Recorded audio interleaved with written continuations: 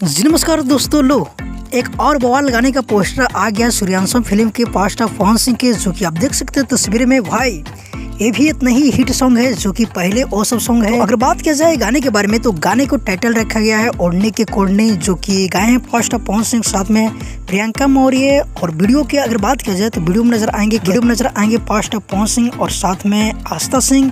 भाई ये फिल्म में रिकॉर्ड मचा के धर दिया है। जिस तरह सॉन्ग हिट हुआ था उसी तरह ये फिल्म फिर चली। अगर बात किया जाए लिरिक्स और म्यूजिक के बारे में तो लिरिक्स और म्यूजिक है रंजन मिश्रा के, जो कि काफी अच्छी लिरिक्स लिखे हैं। चलो बात करते हैं रिलीजिंग डेट को लेकर। तो दोस्तों हो सकता है कल किसी भी टाइम टीजर को आउट कर दिया जाएगा सूर्य म्यूजिक के यूट्यूब चैनल पे, और परसों फुल वीडियो सॉन्ग रिलीज किया जाएगा 6-15 में। तो आप लोग रहेगा तैयार। तो फिलहाल के लिए कुछ सेफ डेट था, मुझे लगा चलो भाई लोग के पास थोड़ा शेयर करते हैं। तो मिलते हैं किस अपडेट के साथ, जब तक के लिए जय हिंद जय भोजपुरी।